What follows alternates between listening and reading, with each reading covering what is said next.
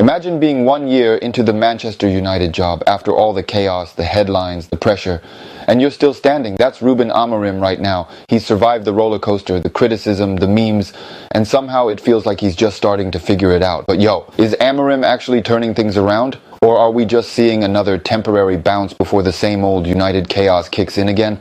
Let's break this down. Manchester United have won 3 straight Premier League games heading into the Forest match. Sounds good, right?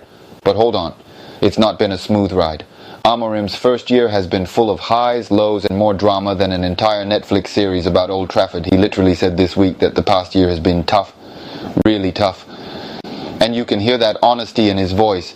He talked about learning to stick with his beliefs even when the world's falling apart. That's deep, and I respect that. Because at United, bro, everyone's waiting to see you fail. The fans, the pundits, the board, someone is always watching. But things are starting to look a little different. Licha Martinez is finally back in training. The man's been gone since February with that knee injury. But even just having him back on the grass changes the mood. Amorim said himself, he gives us that edge in training. And trust me, United need that edge right now. The fight, the bite, the energy that's been missing since the Sir Alex era. When Licha's back fully fit, that defense gets its soul back. Then we've got Jason Wilcox, United's new director of football, finally breaking silence.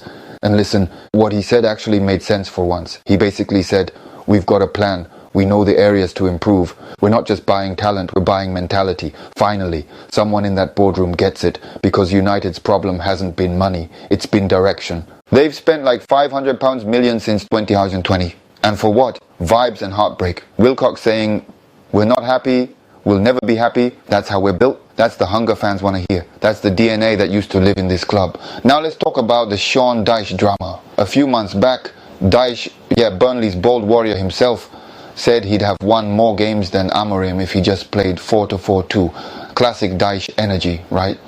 So this week, Amorim fired back in the most polite Portuguese way possible.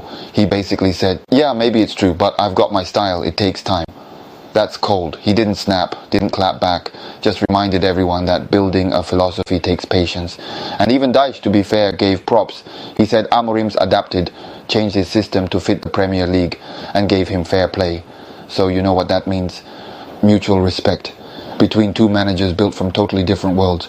One's the turtleneck tactician, the other's the voice of gravel. Ruben Amorim's not perfect. Far from it. He's made weird calls, rotated too much, played players out of position. Classic learning on the job stuff. But you can feel something brewing. There's belief creeping back in. The football's more confident. The dressing room looks more united. Pun intended. He's finding balance between his Sporting Lisbon style and what the Premier League demands. That's what real managers do.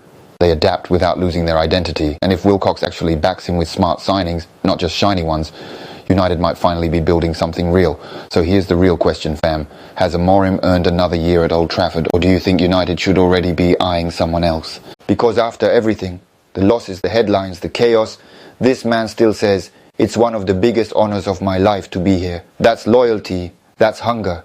That's something we don't see enough anymore.